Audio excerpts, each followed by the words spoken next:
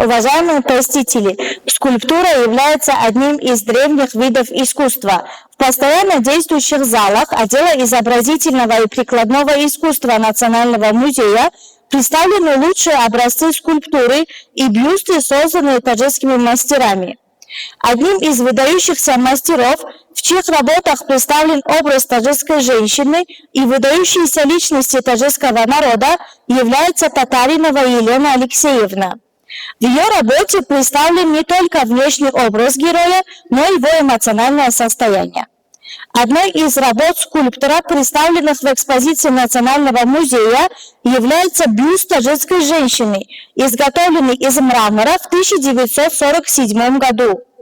В данной работе автор показал современницу своего периода с заплетенными волосами вокруг тюбетейки.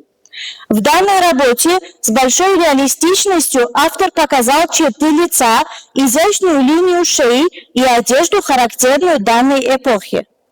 Уважаемые посетители, если вы хотите увидеть данную работу и познакомиться с другими скульптурами, ждем вас в Национальном музее.